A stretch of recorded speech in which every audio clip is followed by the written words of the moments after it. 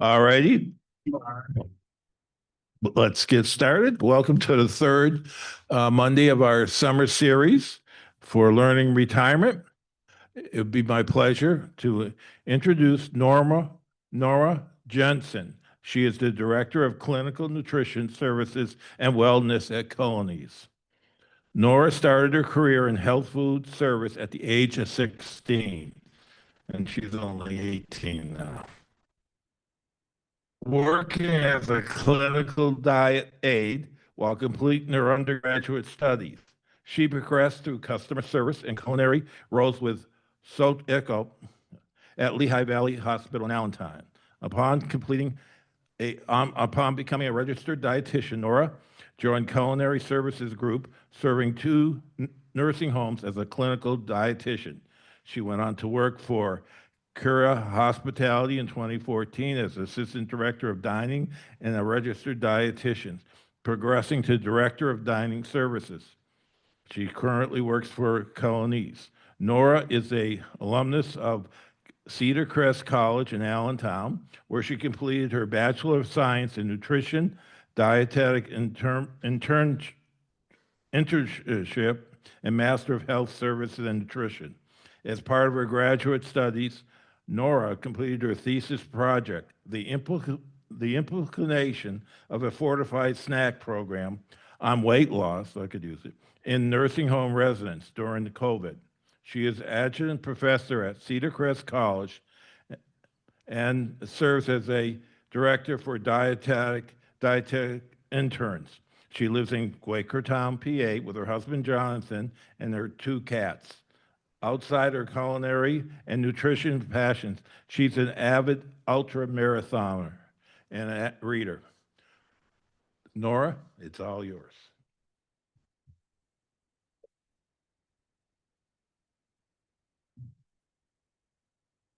Thank you all for lowering this quickly. How's that? Excellent. Okay. Wanted to make sure everyone could hear me. Thank you so much for the lovely introduction. My name is Nora Jensen. I'm a registered dietitian. Do have the pleasure of working with Coloness, who is partnering with our team here at the Pines, just doing some support for the team here. So our goal is to do these presentations quarterly for the Pines on different topics in nutrition. Great opportunity to just learn some more things.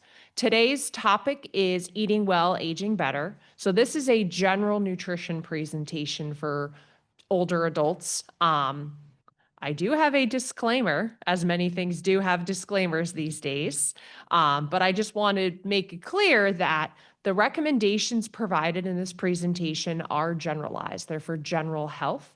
Your nutrition needs may vary based on your personal health history. Depending if you have any medical conditions, maybe on medications, your nutrition needs may be slightly different. And certainly I'm happy to answer questions after the presentation. And although she couldn't be here with me today, the Pines does have the lovely Jen, who is your dietitian at this community. She will hopefully be with me for the next presentation, but she is also a great resource of nutrition information if you have questions about your own personal nutrition needs. So to start, I'm going to discuss energy needs, our calorie needs.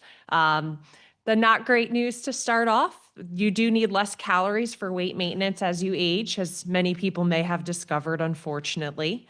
A little lower for us ladies. We're looking at about 1,600 to 2,200 calories a day. And for the gentlemen, about 2,000 to 2,600 calories a day. What's a helpful guideline is if you look at a typical nutrition label on the back of any food, those values are based on a 2,000 calorie diet. So that does kind of fall in line with the higher end for the ladies and the lower range for the men. Different vitamins and minerals, when you look at a daily value percentage, those fall under that 2,000 calorie diet. A good way to work on healthy weight maintenance is making your meals count, making nutrition dense choices. So choosing items that are rich in some of the different nutrients that I'll touch upon. Again, this is a general recommendation. Your needs may be different depending on your activity level, certain health conditions. If you have a wound, if you have, other things going on, you may need more or less calories. But those are general recommendations. And again, on the back of a nutrition label, we're looking at a 2,000 calorie diet. Protein. Protein is having a moment. I think if you go to most grocery stores, you'll see all kinds of protein products, protein water, protein Cheerios. It's a bit of a hot topic. Protein is important in all stages of life, but it does become additionally important for us as we age because your muscle mass does decrease with age. So certainly you don't need to start getting a big tub of whey protein and taking shakes at every single meal, but it is recommended that you're consuming adequate sources of protein throughout the day to meet your needs. So the recommendation that they generally suggest is 1.0 to 1.2 grams of protein per kilogram of body weight.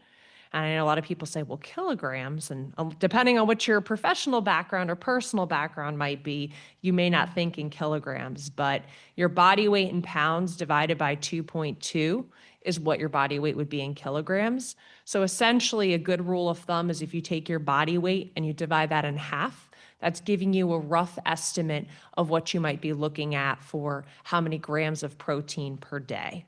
And that's the current recommendations are 1.0 to 1.2. But there is increasing emerging research suggesting that the needs for seniors may actually be slightly higher than that. They're looking as high as 1.2 to 1.6 grams per kilograms of that may be beneficial. So again, a little bit higher. Your needs, again, may vary. If you do have a history of kidney disease, you may have to watch your protein, but this is for the average adult. We do want to suggest getting a variety of sources. I'm definitely a food first person, so things like meat, poultry, and seafood are all great sources.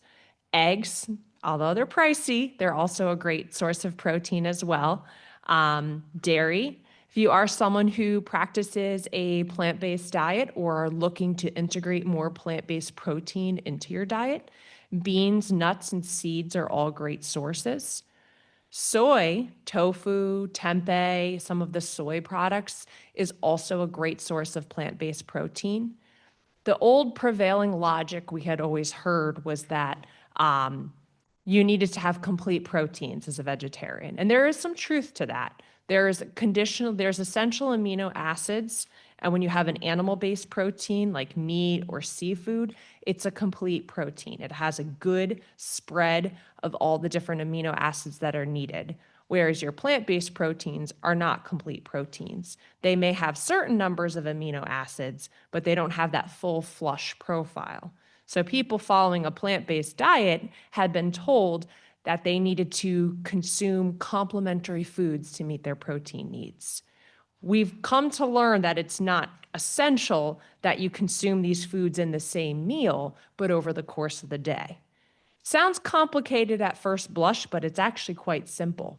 Things like a peanut butter and jelly sandwich, the proteins in the peanut butter, the protein in the bread, together make a complementary protein. Pasta and cheese for macaroni and cheese makes a complete protein. Even chickpeas and sesame seeds and hummus make a complete protein. What's really special about soy is that soy is the closest plant-based complete protein. So that's why it's definitely a preferred source of plant-based protein for people who may be looking to follow a plant-based diet. It's important to note as well that some of the vegetarian meat products that you might see, whether it's a veggie burger or a fake chicken, are not always nearly as high in protein as the meat-based alternatives. So keep an eye on the label if you're looking for a plant-based product to meet your protein needs. Vitamin D, the sunshine vitamin. Vitamin D is very important for bone health. Most physicians will check this on regular blood work, especially as we age. Many people are unfortunately deficient in vitamin D in this hemisphere. The recommended dose is 15 micrograms daily, which actually goes up to 20 when you reach 71 years of age. It can be synthesized by the sun. Our ability to synthesize it through our skin does decrease as we age. So again, this is where supplementation might be beneficial. There are some dietary sources, your good old fatty fish, things like salmon, mackerel, and tuna, as well as fortified foods, milk, cereals, even some of the plant-based milks are also fortified with vitamin D now too. It's a good idea to check the label if you're trying to see if something is a good source of vitamin D. Additionally important for bone health is calcium. Calcium does aid in bone health, and it also helps with that vitamin D absorption. So whether you're taking a supplement or increasing your vitamin D-rich foods, pairing it with calcium is a great way to help ensure that you're reaching adequate levels. The recommended daily amount is 1,200 milligrams a day per women over 50 years of age, and men reach that recommendation when they reach about 71 years of age. There is also a blood test to check for adequate calcium levels. Some of the good dietary sources that we see, dairy is a quick one that often comes to mind, things like milk, cheese, and yogurt. Your leafy greens, believe it or not, are also a good plant-based source of calcium. Things like kale, spinach, and Swiss chard, they do contain some calcium as well. And your fortified foods, things like cereals, plant-based milk, those items may also be fortified with calcium. You just have to check the label to confirm that. Vitamin B12 gets a lot of buzz as well as an energy vitamin. It is very important for our nervous system functioning. The thing about vitamin B12, unfortunately, is if you do develop a severe deficiency, the impact can be irreversible. So it is an important thing to keep track of adequate vitamin B12. Your physician can check your B12 levels through blood work. There is something in our bodies called intrinsic factor, which helps us to metabolize vitamin B12. For some people, they may develop a decrease in intrinsic factor as they age. Other people may have a lack of intrinsic factor and require vitamin B12 supplementation. Vitamin B12 does come in an oral supplement as well as an injection. Depending on the severity of a deficiency, a physician may recommend one or the other. The recommended daily intake of vitamin B12 is 2.4 micrograms daily, small amount. The good thing about vitamin B12 as well is that it's water soluble, so it's very difficult to have too high of vitamin B12 in your diet. Your body does excrete it through your urine because it's water soluble, so its toxicity is minimal. Most vitamin B12, the best source is animal protein. It does occur in meat, fish, chicken, eggs. For people who are following a plant-based diet, this is a great nutrient of concern. It's important to consume fortified foods as well as supplementation. Items that do contain vitamin B12 tend to be fortified cereals, fortified plant-based milk, soy milk, oat milk, rice milk. You do have to check the label to confirm, but most companies have recognized that it is a nutrient of concern for people on these diets. So fortunately, they are fortifying those items. The other interesting food on this list that's a good source of vitamin B12 is something called nutritional yeast. It's a little different from baker's yeast. You see the baker's yeast when you're making bread, but this is actually, it could be in a bag, it could be in a shaker, and it's a bright yellow condiment. It goes wonderful on casseroles, salads, soups. I personally like to put it on popcorn myself. And it is a supplement, essentially. It's these flakes, nutritional yeast flakes. Most grocery stores will carry it. You might see it in the health food section. You might see it in sometimes even the baking section. One brand is Red Star Yeast. Bob's Red Mill does make it as well, but it adds a cheesy flavor to your food. And it's a good source of B vitamins. It does have protein and fiber as well. So that is nutritional yeast. Fiber. Fiber is another one we hear a lot about, and there is more and more products hitting the market that are fortified with fiber. Fiber One bars, fiber, I've seen fiber juices, a variety of products hitting the market. Fiber, I've often heard it described as almost like a catcher's mitt, that it helps with fat absorption when you eat a meal that's high in fat. So not only does fiber help with our bowel regularity, it also helps with heart health. It does help with absorbing cholesterol. It does help with weight maintenance through bowel regularity. You even see now a lot of the marketing about Cheerios, and part of that is the fact that there is 3 grams of fiber in a serving of Cheerios. The recommendation is 21 grams a day or more for women and 30 grams per day or more for men. You do want to make sure you consume adequate fluids with fiber. And I'll say it twice because it's important. If you are increasing your fiber intake, please increase your fluid intake. Think about cement. Think about cement.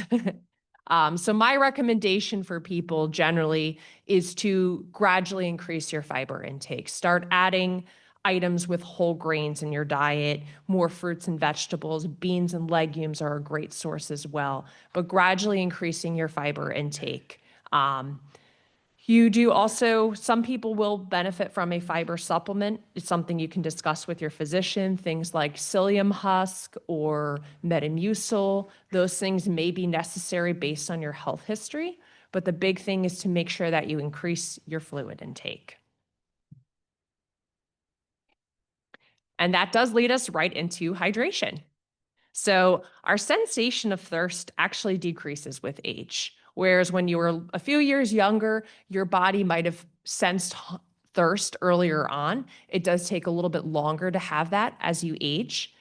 I often suggest to people, we think about it a little more in the summertime when it's warmer out and the sun is shining. But even in the winter months, when the heat is running inside the building, it's very possible to get dehydrated. So it is important to make sure that we're consuming adequate fluids. Unfortunately, dehydration can contribute to falls, confusion, and even kidney issues. So it is important to make sure that you're consuming adequate fluid. A good rule of thumb is about 30 to 35 milliliters of fluid per kilograms per body weight. A lot of times you hear that recommendation of 6 to 8 glasses per day. That is a good rule of thumb as well. Your needs may be slightly higher based on your activity level or body size, or lower, again, based on body size or health conditions. People who have kidney disease or heart failure may need to limit their fluid intake, but for the average person, hydration is important. Drinks containing alcohol or caffeine can be dehydrating. So as much as we may love coffee or a good glass of wine, you do want to make sure you're consuming other fluids to maintain adequate hydration status. I do get asked a lot about electrolytes as well, and that can be a person specific. Do I need to consume Gatorade? Do I need to consume Powerade? Generally, water is the best source of fluids. Your electrolyte needs may vary again by your activity level and your health condition. For the average person, you don't necessarily need the sports drinks, but if you are working hard outside in direct sunlight, say you're playing a good match of pickleball, you may benefit from a small serving to replenish some of those electrolytes. So this is the less fun slide, the items to moderate, which would be our sodium, our added sugar, and our saturated fat. The nutrition label was recently changed, whereas we used to just see sugar content. It now also lists the added sugar, which is beneficial because there are items, say, fruit, which has naturally occurring sugars, and our body processes it a little differently than, say, those added sugars. So this is helpful to see how much sugar in a particular food item is added versus what is naturally occurring. We want to keep these numbers lower. Sodium, the magic number a lot of times we'll hear is about 2,000 milligrams a day. Your needs may be higher or lower based on your medical history. Our added sugar, we want to keep that as minimal as possible. And similarly with your saturated fat. And so when you see those values on a nutrition label, that reminder, again, that's based on a 2,000 calorie diet. They're going to give you recommended amounts of sodium, added sugar, and saturated fat, numbers you want to try and stay between. What's often a challenge is fat, sugar, and salt are like the 3 magic flavor enhancers. And what I will tell people is if you are purchasing a food product that is lower in salt, lower in sugar, or lower in fat, it is important to check that label, because where one thing is decreased, the others might be increased to get the adequate flavor. I saw it with a diet salad dressing that was fat-free. It was increased in its sugar content to enhance that taste. So my recommendation for people generally, and again, varies based on your nutrition goals, is often having a moderate serving of the regular item of a food, enjoying that serving versus, trying to play substitution with a lower fat, a lower sugar, a lower sodium item versus enjoying a reasonable portion and balancing the rest of your diet. I find you to get a lot more satisfaction that way as well. So sticking to those portion sizes. And again, your nutrition goals may vary as well, but it's important if you're trying to watch more than one of those things, salt, sugar, or fat, cutting back on one may add to that discrepancy with the other values. So here's some information on different dietary patterns and tools that we have to promote general health. And one of the handouts you did receive today is a handout on the MIND diet. So the nice thing about the MIND diet, and we're learning and hearing more and more about this diet, it's actually a combination of the Mediterranean diet and the DASH diet. The Mediterranean diet is a very popular diet right now. You can look at the research from the Blue Zones, certain areas of the world. They studied the dietary patterns, lifestyle patterns, as well as health outcomes of people who resided in countries that bordered the Mediterranean Sea. And they saw very positive health outcomes among those populations. So they isolated some of the different behaviors, eating things like fatty fish, communal meals, whole grains, limiting sugar, and they adopted this Mediterranean diet that's had beneficial outcomes for overall health. The American Heart Association also formulated the DASH diet, which stands for Dietary Approaches to Stop Hypertension.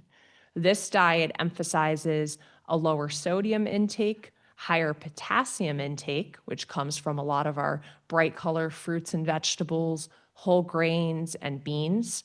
And that dietary pattern emphasizes higher fiber, lower fat, lower cholesterol, and lower sodium intake.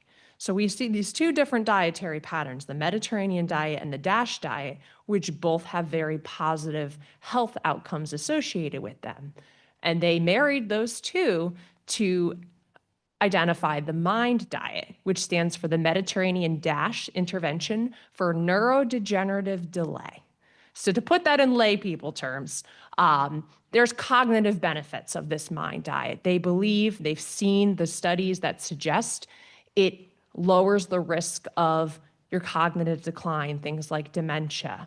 And this dietary pattern, there's some specific recommendations. The foods to focus on that are listed in this handout: your green leafy vegetables, 1 or more servings per day. Other vegetables, things like carrots, broccoli, celery, peppers, 2 or more servings a day. And a serving is about a half a cup of most vegetables, and 1 cup of leafy greens would be considered a serving. Your berries, 2 to 5 servings per week, does not include dried.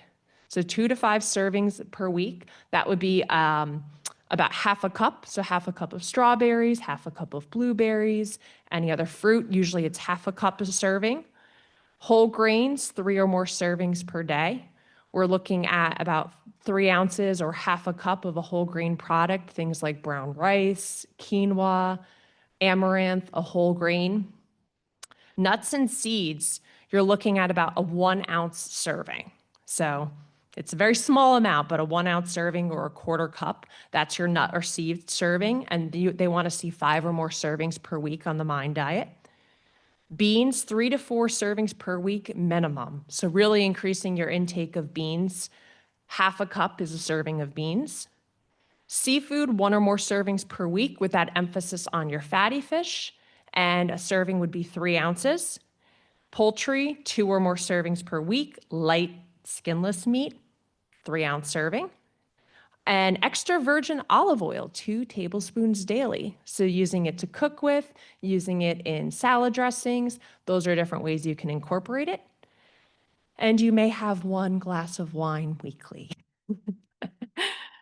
You know, we are seeing more and more research, and the Mediterranean diet is a little more inclusive of a glass of wine. But they are saying when it comes to the health benefits of wine, if you are presently consuming it, that is fine. But if you are not currently drinking it, don't start for the health benefits. That's not my words. Those are the researchers.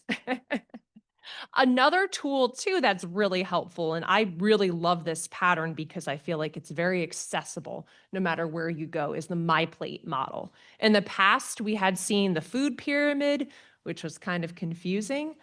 MyPlate is quite simple.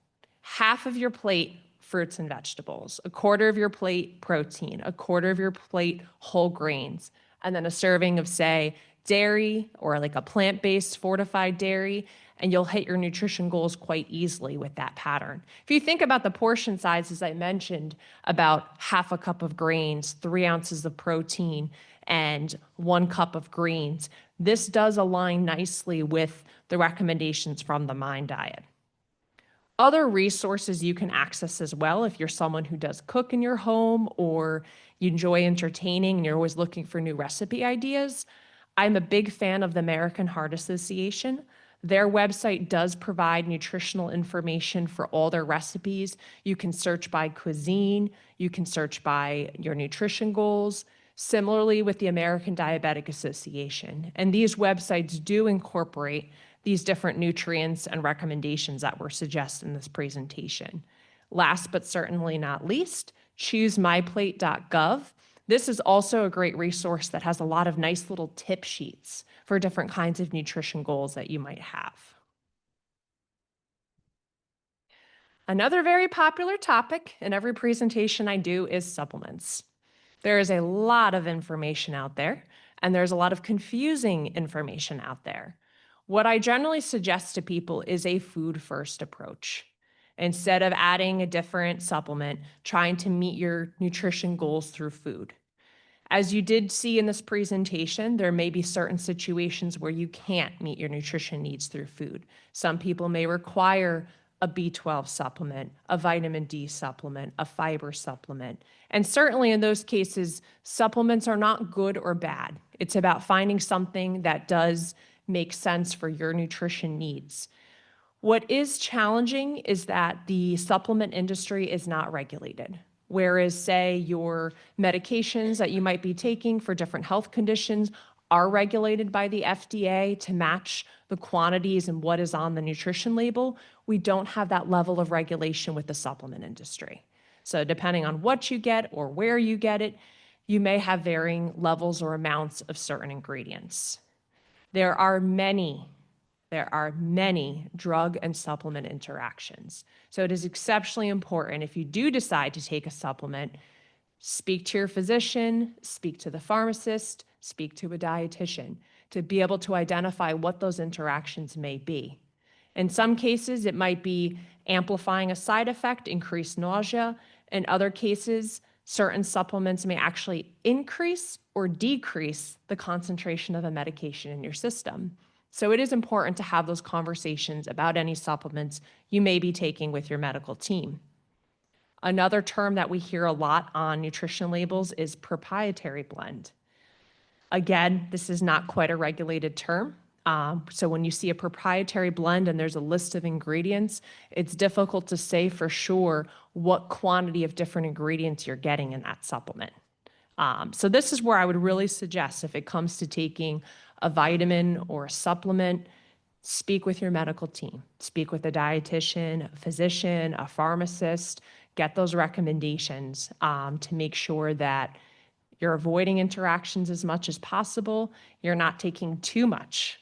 I have a little anecdote. My father was taking a vitamin C supplement, and summertime came around where a lot of great fruit was fresh and in season. So he was eating more berries, eating more apples, eating more peaches, and he started to suffer some really bad GI discomfort.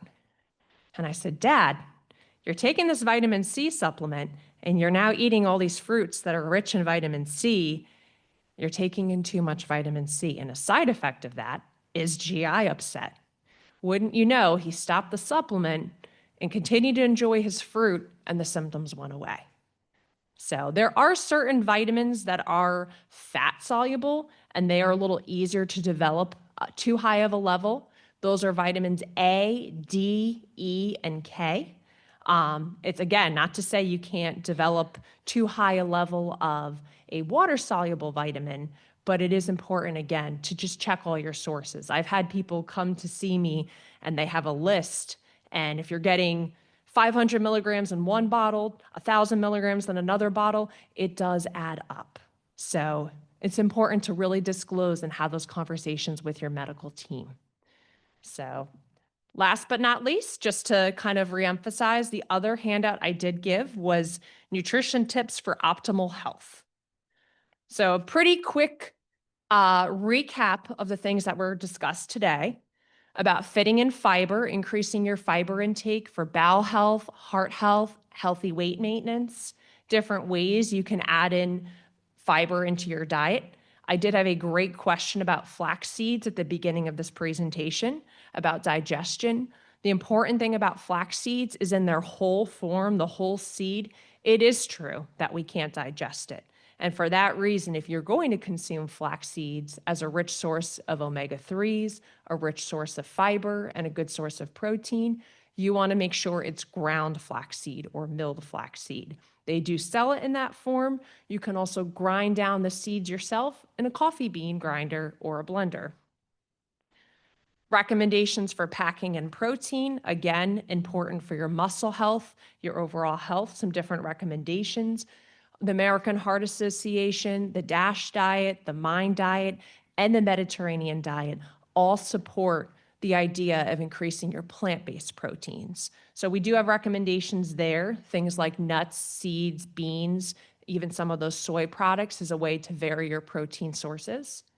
Making hydration a habit, especially important now as this sunshine is coming out to greet us.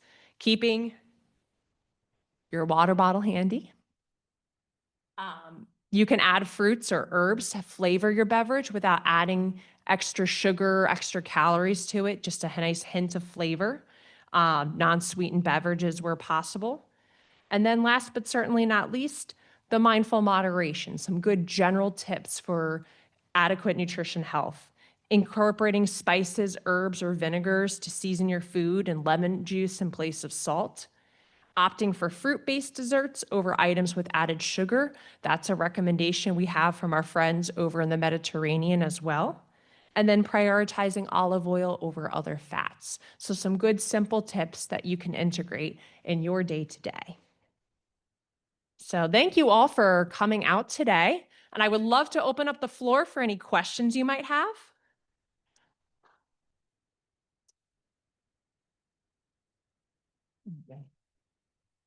Thank you. That was very informative, and we enjoyed it, Nora, if I may call you that. I have a question about beans. I'm from up north, and I'm not used to a lot of brown beans or black beans or any kind of beans. So I've never incorporated them much in my diet, except for hot dog and baked beans occasionally. That's the only one I know. Now, does that bean include green beans? Does it include lima beans? Explain beans to me. I would be happy to. So yes, lima beans would be considered a bean. Green beans are a bean, but they're not nearly as high in fiber and as we would see in other beans. One of my big suggestions when it comes to beans is we have the dried beans, which are wonderful and cost effective, but a little bit more timely to prepare. I do love canned beans as a good shortcut. However, they are packed in a brine, which is high in salt. So my recommendation to people is to use a colander, drain the brine, and rinse those beans. In terms of how you can integrate it into meals, I like adding it to soups, throwing in some beans, half a cup of beans on a salad. You can mash them up and make a nice spread, kind of like hummus, which is a Mediterranean condiment, but I'll use it on sandwiches in place of mayonnaise or other mustards. I will bake with beans as well. Believe it or not, you can puree beans and put them in baked goods. I have a great recipe, which I'm going to have to share with Michael to get out there, for chickpea peanut butter blondies. You cannot tell that there are chickpeas in this recipe, but there are great ways to bake with them as well. So beans are quite versatile, and there's so many different varieties out there. It's definitely a great challenge to start integrating them in different dishes. Thank you for the question. This question is not intended to be facetious, but most of us are 2/3 or so through our life. What do the studies show about how much this kind of care in your diet actually impacts your life? That's a great question. That's a great question. As you said, about 2/3 into your life, certainly some factors have been set. The stage has been set in some regards. And all of us are different in terms of not only our lifestyle, but our genetics. I've known people who practice pretty immaculate lifestyles only to suffer with health effects, and other people who are a little bit more liberal with their health and don't nearly see those results. So certainly the stage may be set in some regards. You may have a diagnosis of congestive heart failure. You may have hypertension. You may have a family history of dementia. But what you can do with dietary changes at this stage in life is symptom management, reducing the progression, like the management, and also prolonging the current outcomes. For a person with congestive heart failure, it's never too late to start watching your sodium. If you're starting to develop some neurocognitive decline, early signs of dementia, adopting that heart healthy, healthy fat diet can help slow some of the progression. The gains may not be nearly as great as, say, had you adapted in your 20s, but it is worthwhile, and there is benefit of making those changes as you age. I would be interested in your thoughts about the consumption of potato, white potato, sweet potato in one's diet. Sure. So potatoes definitely can have their role in a diet. One of the important things that we don't always realize is that the bulk of our health benefits of potatoes are in the skin. So I'm very remiss to encourage people to consume the skin of the potato. Now, loaded potato skins is not quite the vehicle for that, but certainly potatoes can have their role in a healthful diet. They are a good source of potassium. Our nice orange sweet potatoes are a good source of vitamin A as well. One of the challenges with potatoes is it's often what we put on them. If you're making them into a chip and you're frying them, if you do get some added salt, you do get some added fat, but certainly steamed potato, baked potato, even coating them with a little bit of olive oil and herbs and not adding much salt can be of benefit. I am a big potato fan. Actually, admittedly, that's my primary fuel source when I run these long distances. But having the skin is where you're going to get a lot of those great health benefits. That's where the fiber, that's where a lot of the nutrition is. Thank you. Simple question, one I probably should know the answer to, but several times during your presentation, you used the word fortified milk, fortified cereal, fortified this or that. Can you help me understand in food what the word fortified means? Absolutely. So fortification is when they do add vitamins and minerals to a food item.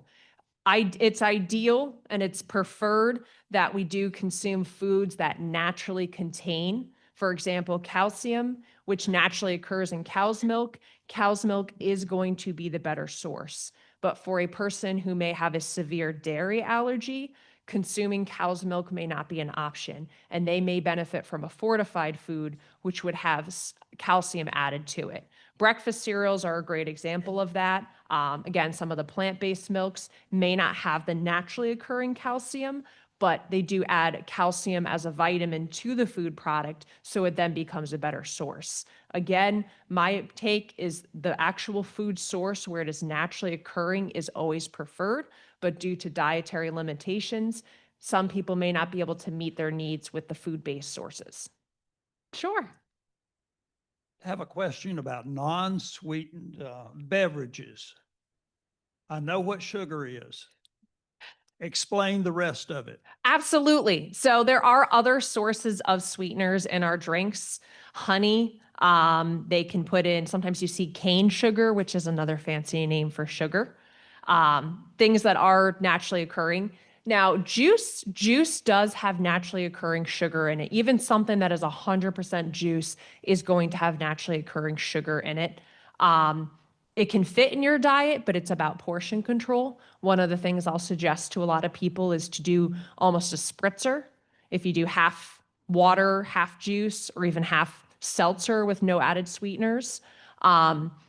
There are certainly a lot of beverages out there that have non-nutritive sweeteners, which would be things like stevia, aspartame, Splenda, things of that nature. Now, they may not contain calories or very low calories. They may not contain sugar, but one of the things to just be careful with those artificial sweeteners is that they are significantly sweeter than sugar, and they can actually alter your palate where you get a taste for sweeter and sweeter. So I definitely suggest, when you're checking a label, like an unsweetened iced tea is going to have no sugar in it. You can still add a little bit of lemon. Or just, if you sweeten something yourself, you can control what is going into it. So if you get an unsweetened tea and you want to add just a dash of honey versus sweetening it prior to, you can control what's going into your diet. Oh, since we are getting most of our food here, what suggestions do you have for incorporating grains? If I get dinner, I know what the vegetables and meats look like, but I'm not sure of where the grains are. Sure.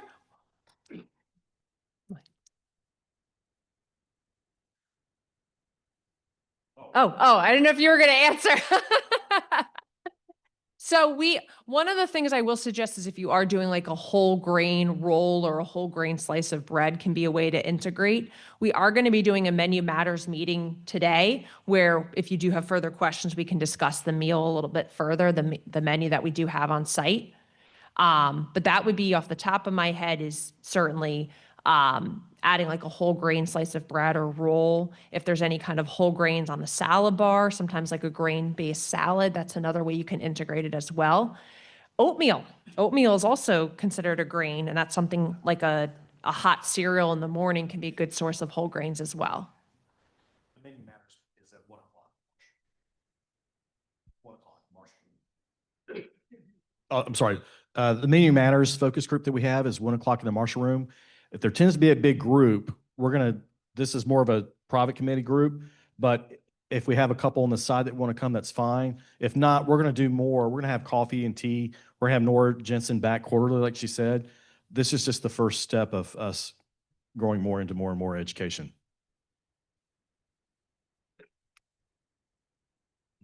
Oh, okay. I got it. Well, when it comes to preparing, say, leafy greens or other vegetables, what's the advice between having them steamed as opposed to roasted or braised or, some greens here or some vegetables, many of them seem to be sort of sitting in grease. And I would like to see more steamed vegetables, I think, unless you suggest it doesn't make much difference. Well, we certainly, there was a question about the leafy greens and about them being steamed versus sauteed or braised. So a steamed vegetable is not going to have any added fat. But one of the interesting things about having a slight amount of a healthy fat source is your fat soluble vitamins A, D, E, and K do need a little bit of fat to be able to absorb that vitamin in your meal. So having sauteed in an olive oil, say, or a canola oil that does contain some healthy fat, you will be able to better absorb the A, D, E, and K versus the steamed item. A cream spinach, there is going to be a little more added, there are a little more added fat, a little more added calories, a little more added sodium, but adding like a little bit of a healthy fat can actually help with the absorption. So even eating, say, a salad as well, having a salad dressing with a little bit of fat can help with some of that absorption. So I would say that one isn't necessarily better than the other. You do have room for both of them. The thing to consider is maybe your overall calorie goal. If you are having things that are sauteed versus steamed and you have a goal for weight loss or healthy maintenance, that can be an area to cut back your overall calorie intake.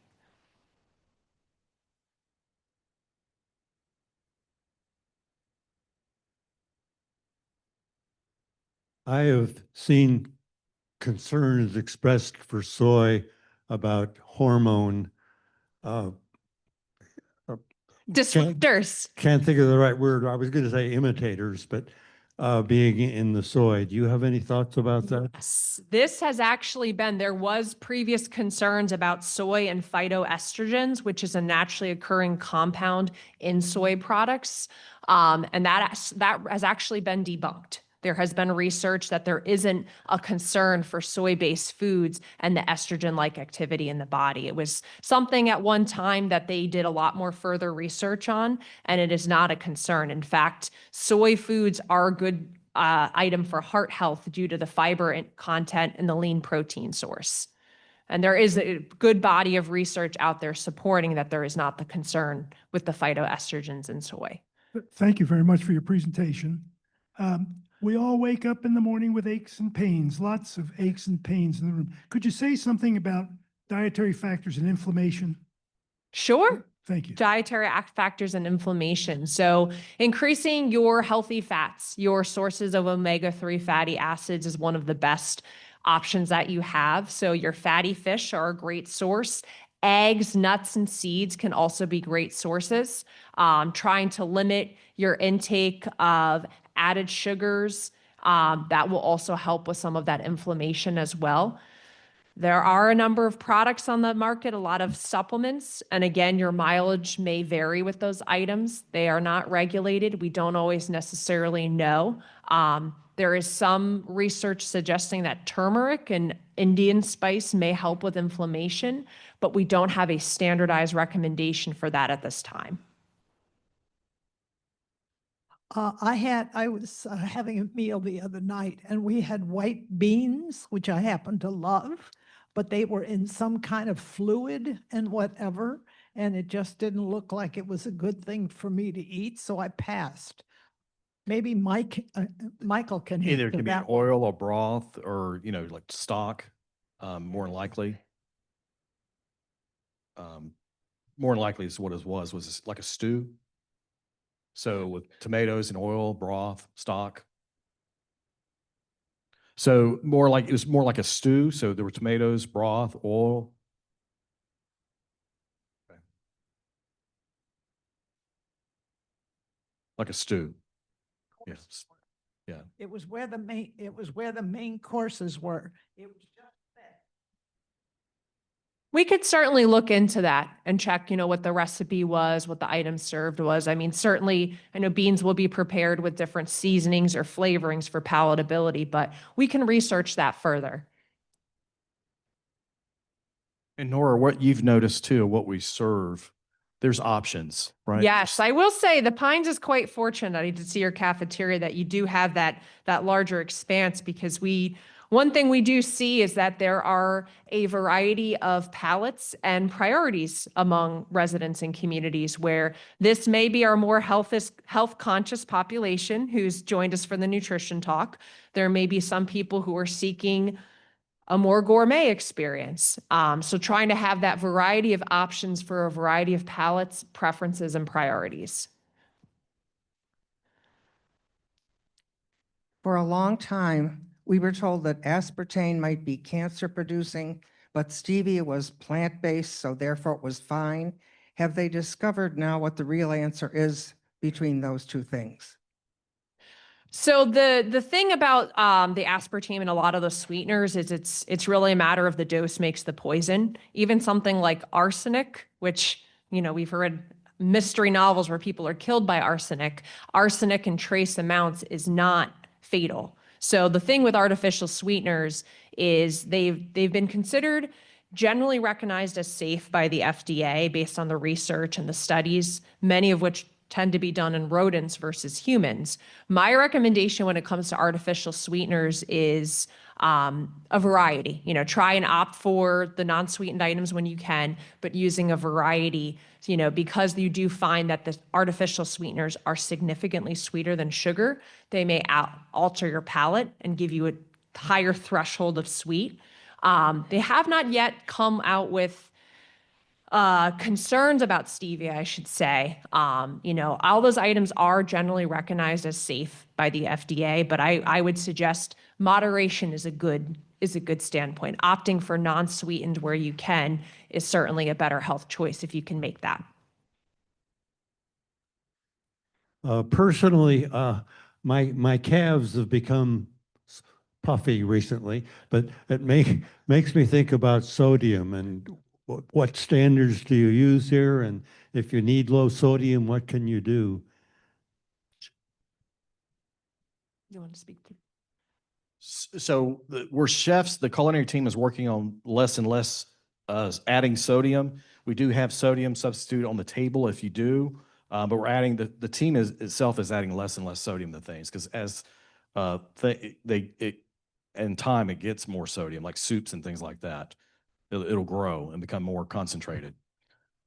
It is an area of priority for us to work. So we are working with the Pines team now and working on integrating lower sodium options, because something I do hear from a lot of people is you can add sodium when you're cooking, you can't take it away. So trying to find where we can come up with some lower sodium options to help better meet the needs of people who need to watch their sodium, because you're not alone. It is definitely a health concern for many people, sodium intake. Yes, that is true. That is true. You are right. Any other questions? Oh, thank you very much, Nora, for that. Hope that much more education coming from her. So I will say our next presentation, I'm just going to check my calendar really quick, is going to be in August.